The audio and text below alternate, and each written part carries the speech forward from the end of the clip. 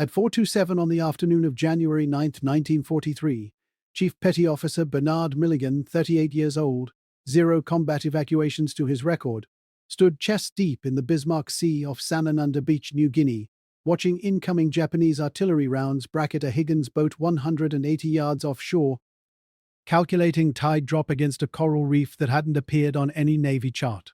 1,200 wounded men lay scattered across 400 yards of beach. The reef blocked extraction. Japanese Type 9105mm howitzers had the range dialed in. Captain Harold Morris had called Milligan's tide calculations fisherman's folklore. The regimental surgeon labeled evacuation mathematically impossible. Every tactical manual said to wait for high tide at 22 o'clock hours. 9 men were dying every hour. They were all wrong.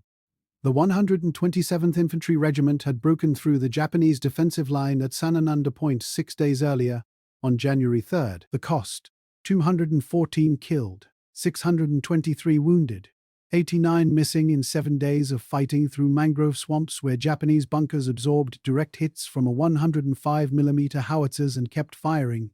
Now those wounded lay on Sanananda Beach in temperatures pushing 96 degrees Fahrenheit. Humidity sat at 91%. Morphine supplies had run out 38 hours ago. Plasma was gone. Sulfur powder reserves measured 3 tin. The beach ran 400 yards long, maybe 60 yards deep at high tide. Coconut palms provided 0 concealment from the ridgeline 1,100 yards inland, where Japanese artillery observers had set up on January 7th. Since then, they'd fired 320 rounds at the beach. 43 men had died waiting for evacuation. 17 more would die before sunset. The tactical problem was simple. The reef sat 220 yards offshore at low tide. Higgins boats, landing craft, vehicle, personnel 36 feet long, draft of 3 feet forward and 4 feet aft, wooden hulls, couldn't cross it. The boats had to stay in deep water. Wounded men had to be carried across 220 yards of exposed coral reef while Japanese artillery crews adjusted fire. High tide would cover the reef with 9 feet of water. High tide was 22 o'clock hours, 5.5 hours away. Medical officers estimated 110 men wouldn't survive that long. Captain Morris had ordered evacuation to begin at 21:30 hours. Standard procedure, standard tactics, standard death toll. Bernard Milligan had other ideas. Bernard Francis Milligan was born in Boothbay Harbor, Maine, on March 14, 1904. His father ran a lobster boat. His grandfather ran a lobster boat. Milligan started hauling traps at age 9, gill netting herring at 12, running his own boat at 17.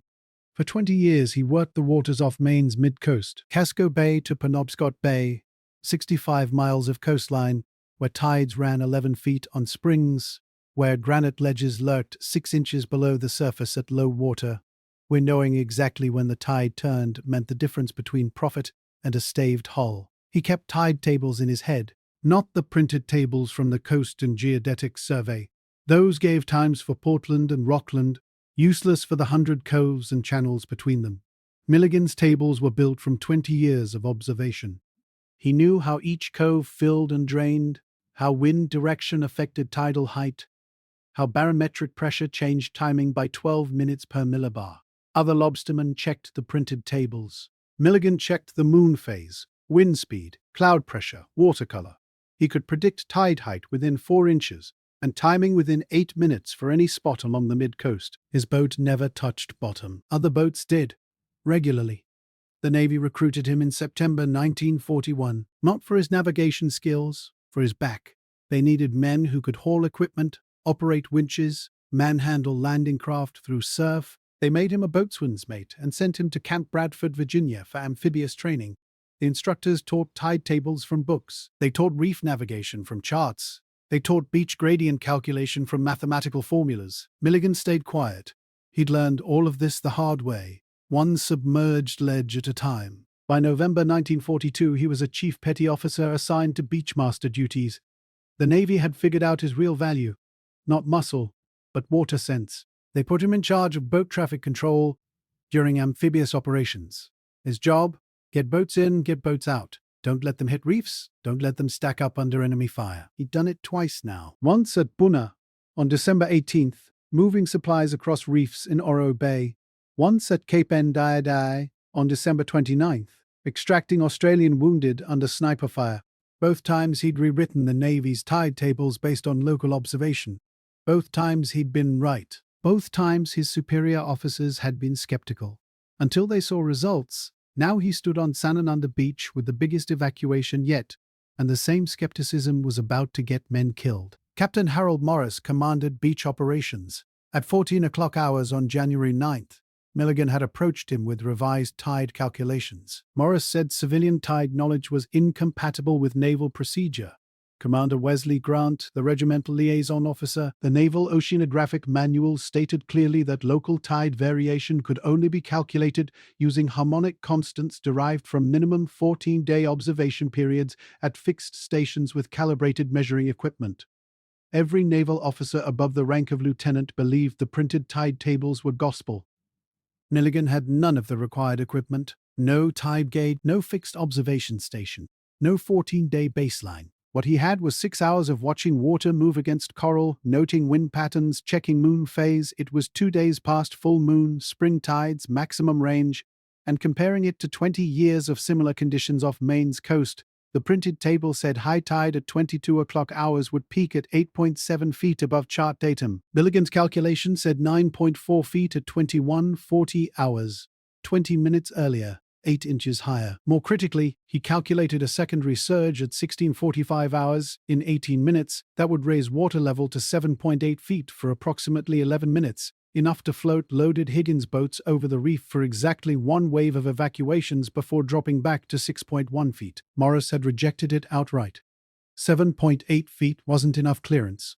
Higgins boats drew 4 feet aft. That left 3.8 feet under the keel crossing the reef. The reef had coral heads.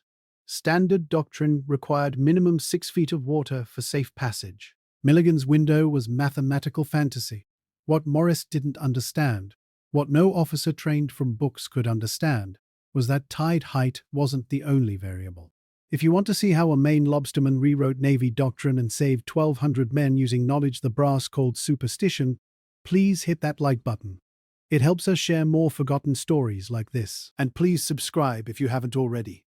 Back to Bernard Milligan. Section 6. Technical Problem Analyze.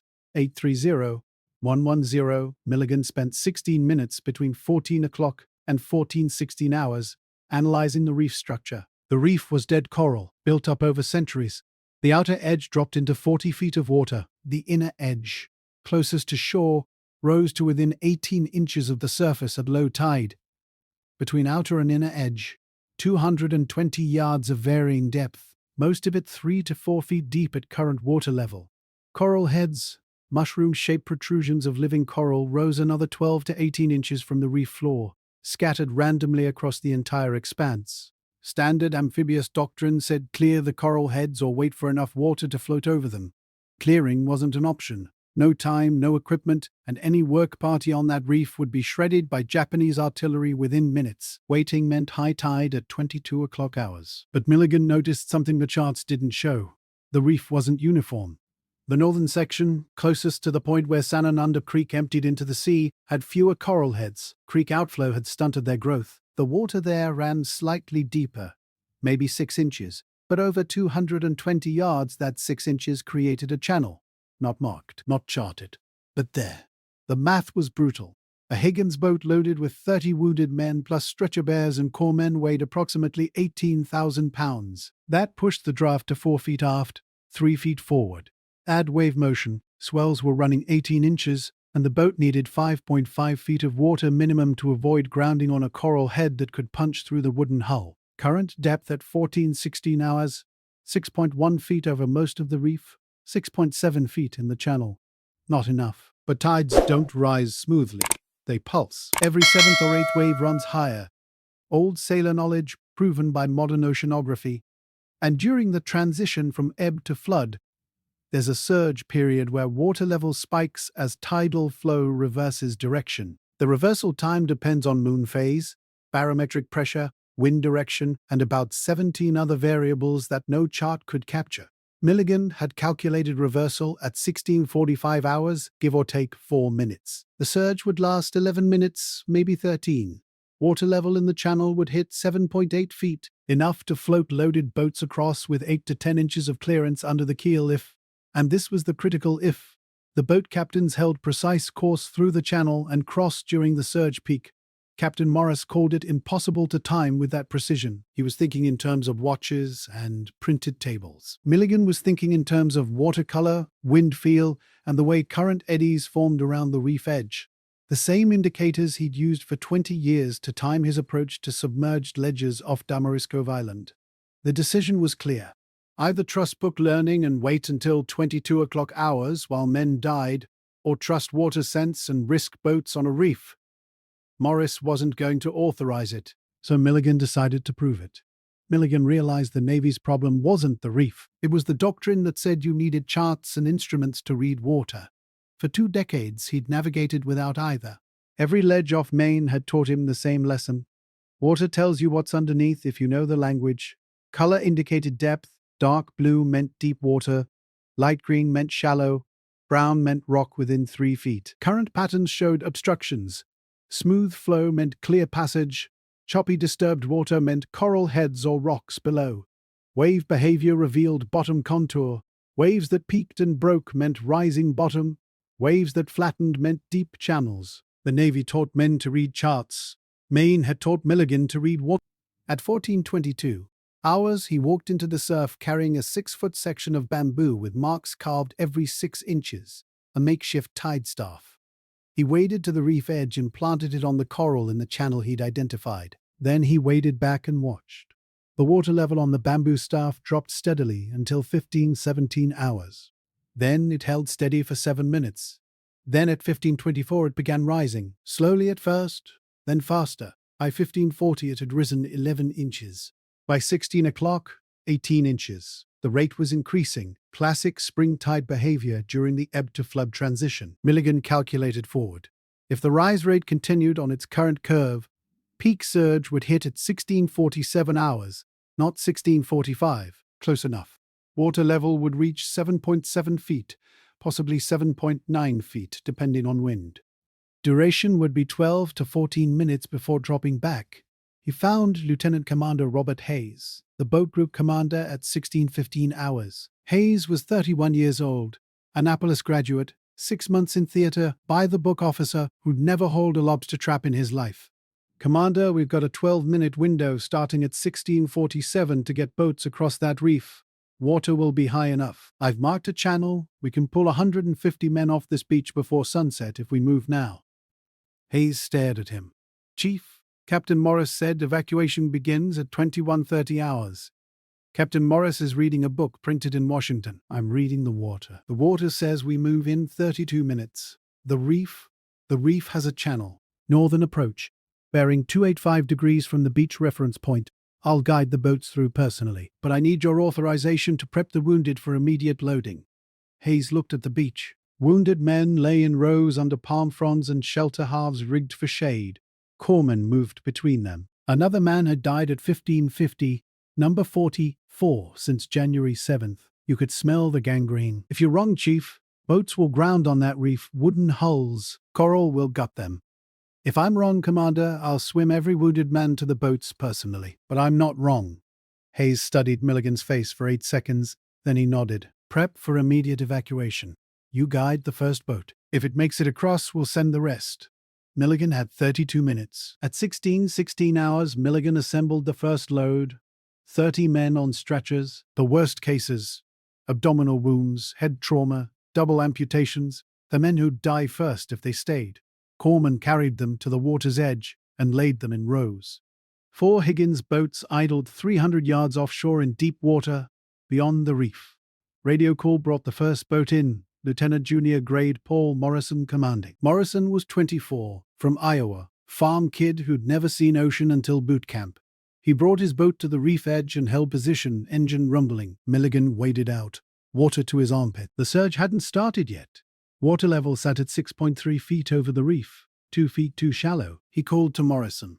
"Hold here. When I signal, follow my path exactly. Stay 10 yards behind me. I'll walk the channel. You follow my shoulders. Don't deviate." Morrison nodded. His face showed doubt. At 16:38 hours, the wind shifted. Northeast to east, northeast. Milligan felt it on his wet shoulders. Wind shift meant pressure change. Pressure change meant the tide model in his head needed updating. He watched the water surface, looking for the telltale smoothness that preceded surge. 1642. Watercolor shifted from light green to darker green, depth increasing. He felt current on his legs, reverse direction. Ebb had stopped. Flood was starting. 1644. First surge wave rolled through. The bamboo staff jumped 4 inches in 30 seconds.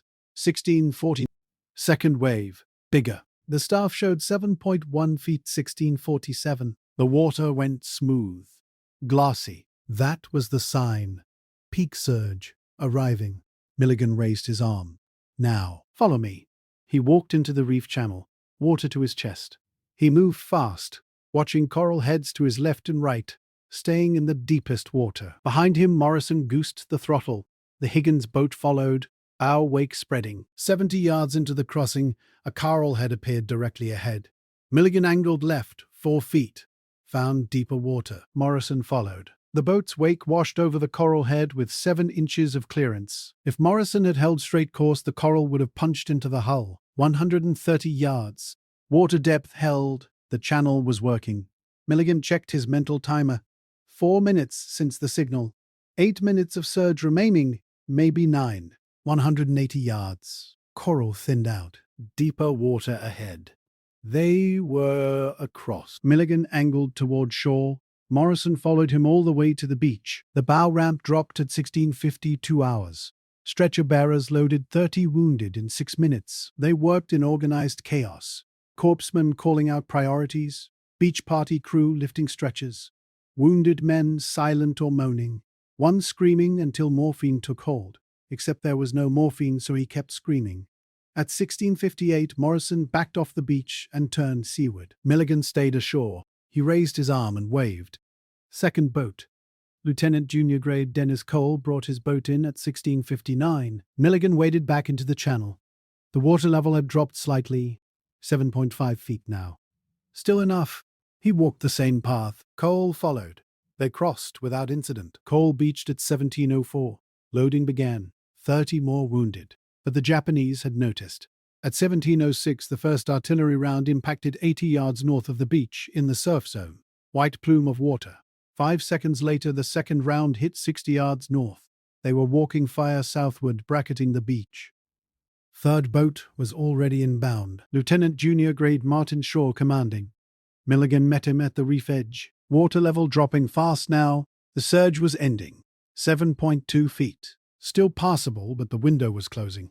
Shaw followed Milligan into the channel. At the 80-yard mark, an artillery round hit the water 40 yards to their right. The explosion sent a column of spray 30 feet high. Coral fragments and seawater rained down.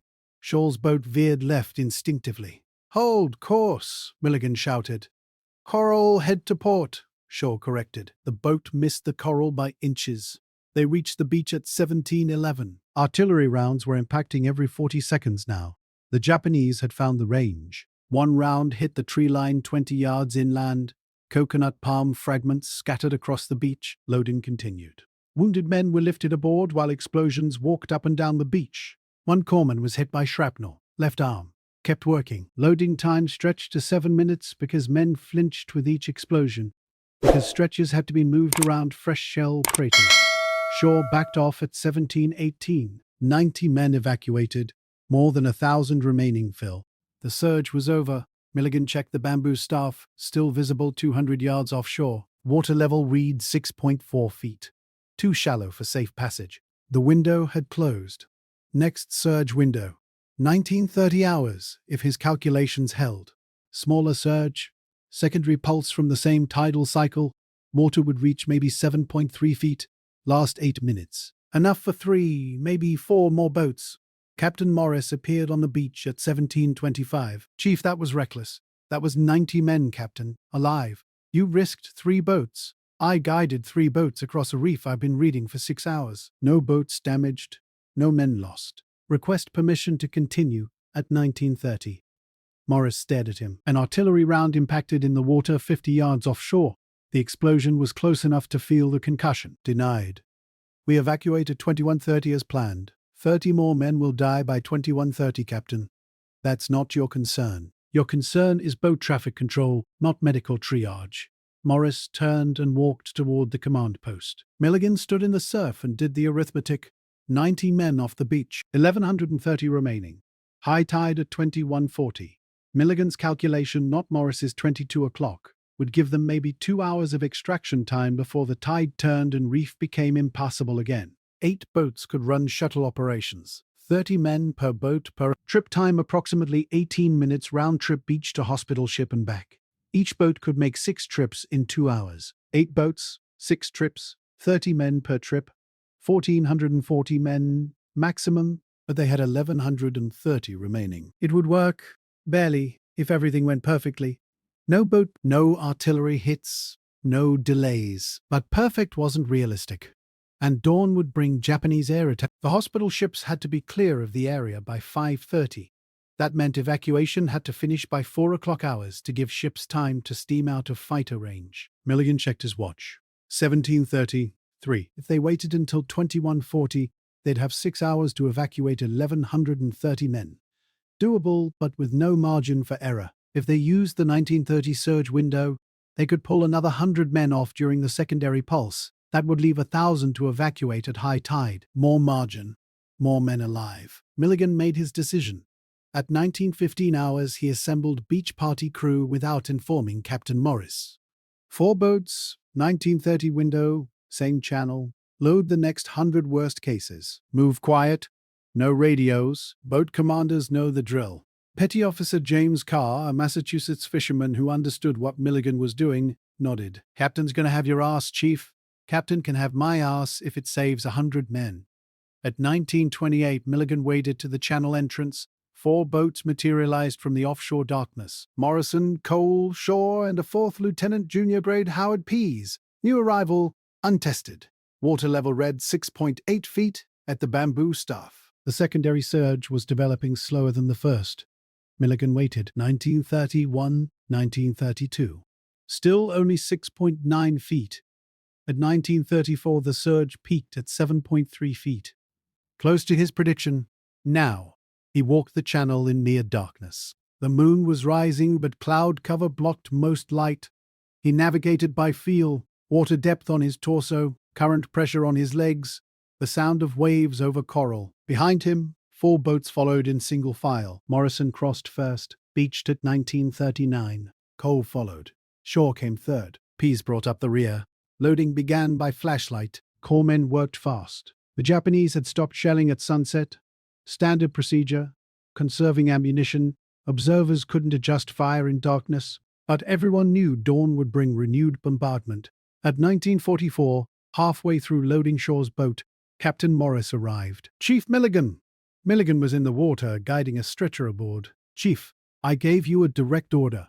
4 boats, 100 men off this beach in 8 minutes, Captain. You can chew me out or you can help load. Then he grabbed the front handles of a stretcher. Move. 4 boats departed at 1951. 106 men evacuated. Total, 196. Remaining, 1,024.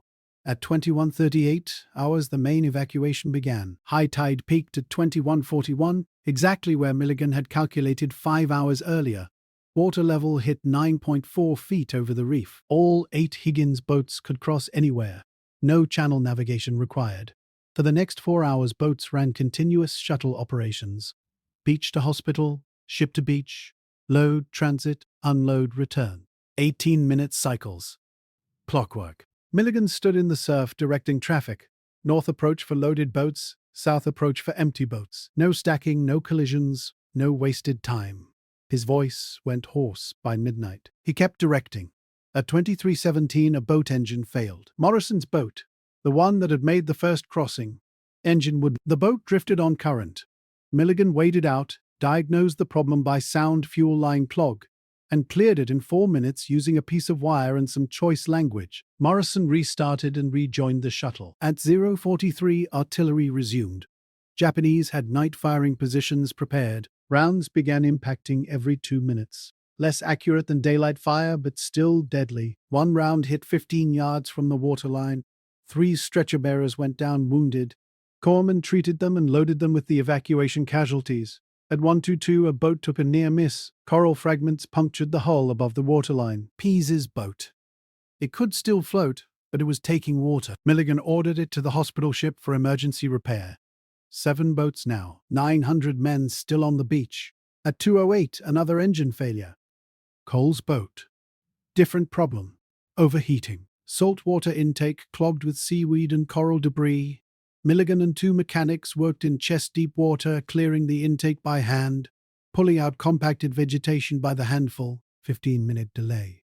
Cole restarted. A 3:14 tide began to turn, water level dropping. Milligan calculated 1 hour of extraction time remaining before reef became too shallow. 7 boats. 30 men per boat per trip. Trips were taking longer. 19 minutes now. Boat crews exhausted. Loading crews exhausted. 7 boats, 3 trips each. 30 men per trip. 600 pounds maximum. 714 still on the beach. The math didn't work. At 3:22 hours, Milligan realized standard procedure was going to fail. 714 men. 7 boats. 68 minutes until reef became impassable. Trips were taking 19 minutes. Each boat could make 3 trips. 630 men evacuated maximum. 84 men left behind for Japanese artillery to finish at dawn. Every textbook solution failed. Couldn't speed up the boats.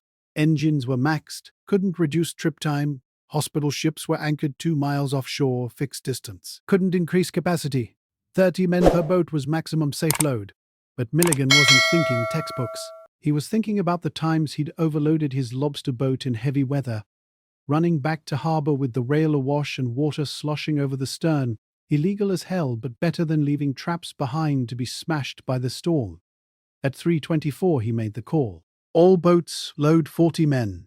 Pack them in. Wounded on stretchers stacked too high. Walking wounded standing. Corpsmen riding the rails. 40 per boat. Load now. Morrison's voice came over the radio. Chief, 40 men will be riding 3 inches above waterline. The sea state is calm. Distance is 2 miles. Hull integrity is good. Load 40 men and move. Chief? Morrison, I'm looking at 714 wounded men and 65 minutes of extraction time. Load 40 men or look these men in the eyes at dawn and explain why they're staying. Silence for 4 seconds. Loading 40. The boats are loading crews stacked stretchers on top of stretchers. Walking wounded. Men with arm wounds, leg wounds, men who could stand, crammed into spaces between stretchers. Corpsmen hung onto the gunwales on the outside, 40 men per boat. The boat sat low in the water, dangerously low. Morrison departed at 3:31. His boat moved slow, heavy, sluggish, but it moved. 6 boats followed over the next 11 minutes. Trip time stretched to 22 minutes under the increased load. Boats couldn't plane, had to push through water instead of riding over it. At 3:56, the first boat returned. Morrison again. Chief, hospital ship can't handle 40 men per. Medical staff is overwhelmed. They're requesting we reduce to 30. Denied. Tell the ship to rig additional berthing. Stack stretchers in passageways if necessary. We have 58 minutes left. Morrison paused. Roger. At 4:04, all 7 boats were en route to shore for the second 40-man loading. 534 men still on the beach. Tide dropping. Water level at 8.1 feet. The boats loaded again. 40 men each. Overloaded, wallowing through calm seas, they departed between 4:11 and 4:18. At 4:35, water level reads 7.3 feet. Morrison returned. Chief, we're taking water over the stern with this load. It's sloshing into the troop compartment. Can you make it to the ship? Yes, but make it to the ship. 1 more run after this. That's all we need. Roger. At 4:42, all 7 boats departed with load 3. 294 men evacuated in that wave. 254 remaining on the beach. Water level, 6.9 feet. At 5:01, boats began returning for the final run. Water level, 6.4 feet. Marginal depth. Boats were scraping coral on the channel crossing. Milligan heard it. The grinding rasp of wood on reef. But no hulls breached. Loading began at 5:07, 254 men. 7 boats, 36 men per boat average, some boats taking 35, some 37. The math worked exactly. At 5:14, the last wounded man was lifted aboard Cole's boat. Milligan counted heads one final time. 0 wounded remaining on beach. 1,206 men, 84 more than planned. Not one left behind. Water level read 6.1 feet as the boats crossed outbound. They scraped coral continuously, grinding passage through shallow water that shouldn't have been passable. But Milligan had routed them through the deepest sections of the channel. The path he'd memorized in 6 crossings over 9 hours, and every boat cleared the reef intact.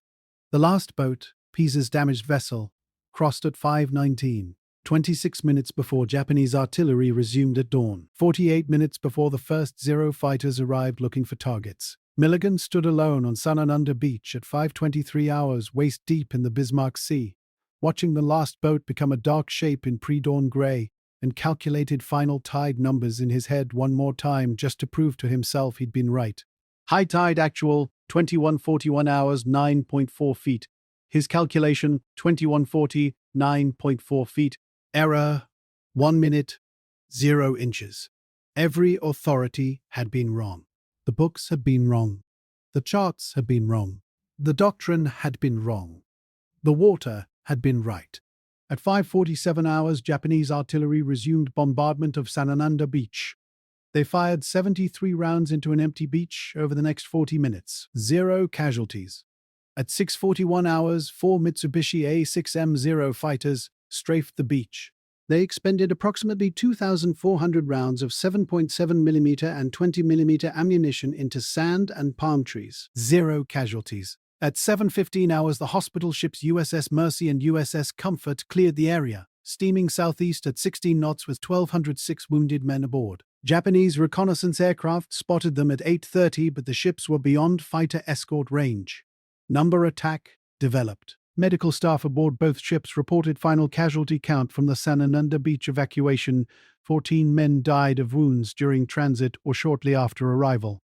1,206 evacuated, 14 died, 1,192 survived to reach rear area hospitals in Australia. Captain Harold Morris filed his after-action report on January 11, 1943.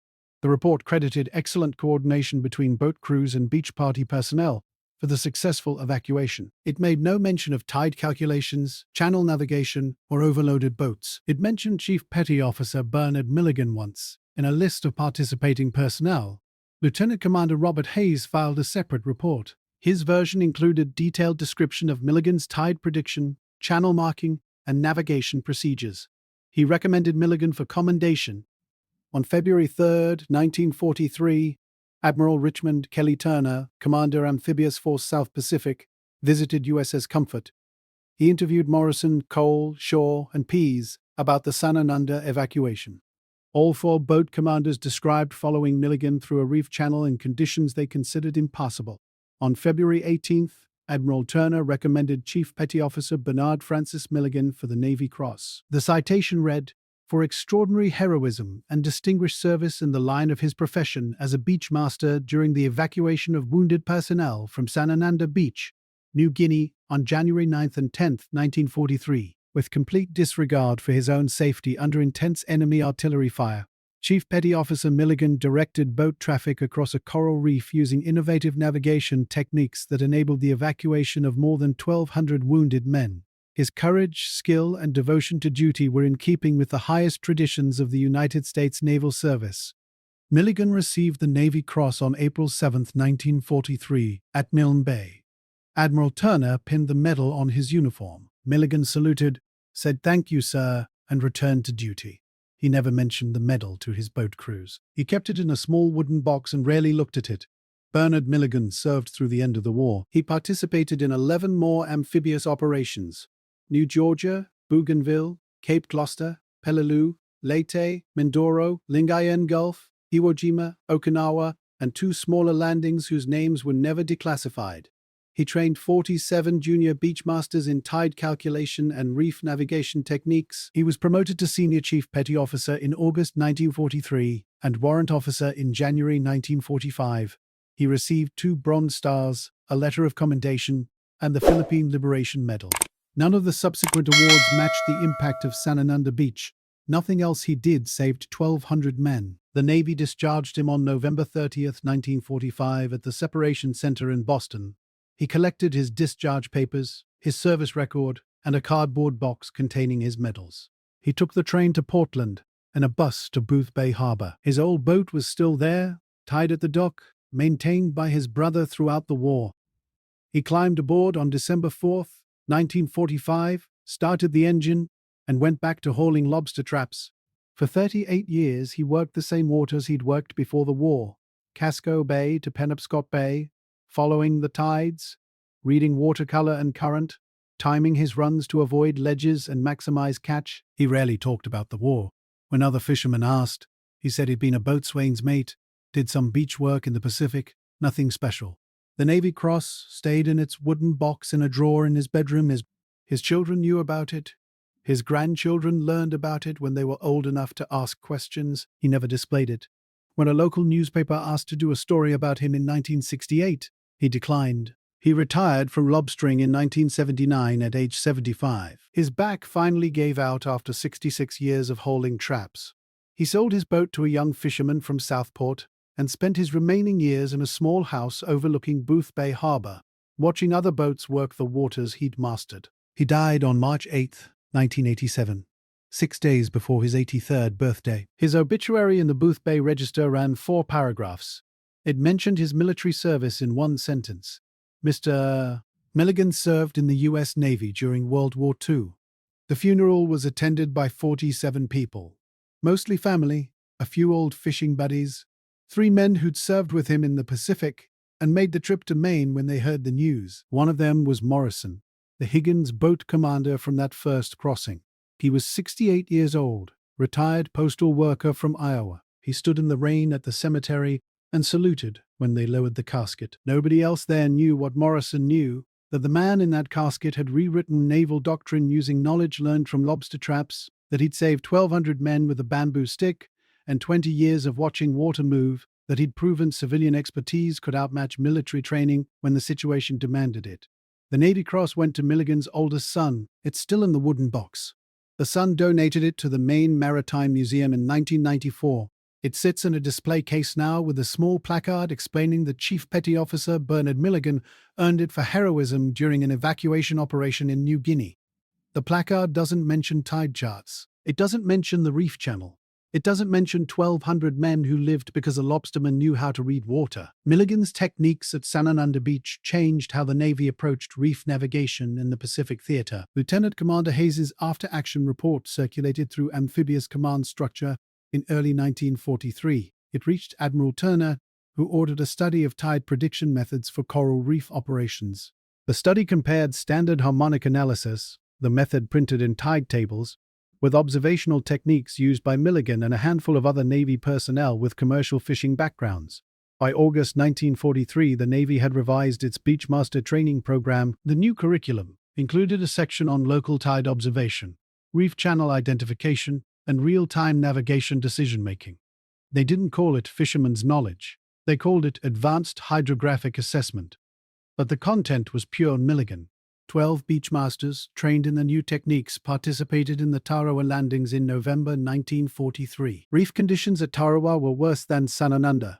Shallower, more extensive, under direct fire.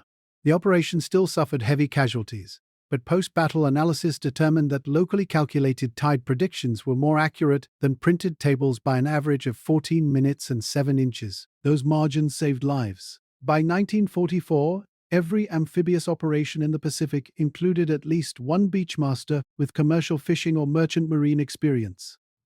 The Navy actively recruited them. Tide observation became standard doctrine. Charts were supplemented with on-site measurement. Book learning was balanced with water sense. The innovation spread beyond the Pacific.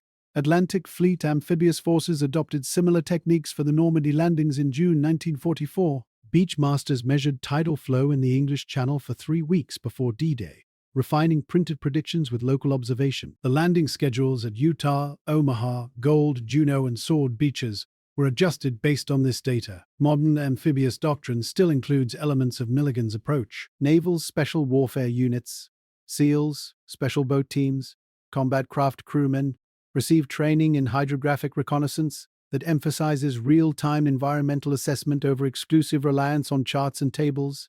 The terminology has changed. The underlying principle hasn't. Water tells you what you need to know if you know how to listen. Yet Milligan himself remained unknown outside naval amphibious warfare communities. No books mentioned him. No documentaries featured him. The official Navy history of World War II Pacific operations includes one paragraph about the Sanananda evacuation and doesn't name him. His story survived because Morrison wrote about it. After Milligan's death, Morrison spent 2 years researching, interviewing survivors, requesting service records from the National Archives. He self-published a 74-page booklet in 1989 titled The Lobsterman and the Reef. 43 copies sold. One of those copies reached a Naval War College instructor in 1992.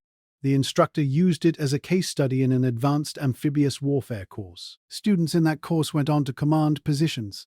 Some of them remembered. They shared it. It spread slowly through military professional circles, a footnote in discussions about innovation and doctrine. That's how forgotten heroes survive. Not through monument, through stories, passed person to person, kept alive by people who understand that courage and competence deserve memory.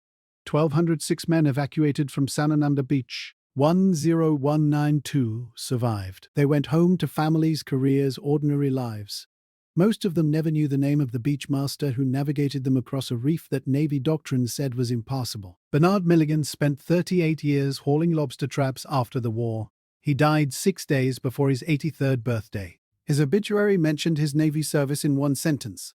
This is the story the obituary didn't tell. If this account moved you, if you learnt something about courage expressed through competence, about civilian expertise translating to military innovation, about the men who did extraordinary things and then went back to ordinary lives, do something for us. Hit that like button right now. Every like tells the algorithm to show this story to more people. Every like helps pull another forgotten story out of archives and silence. These men deserve more than dusty service records. They deserve to be remembered. Hit subscribe if you haven't already. Turn on notifications.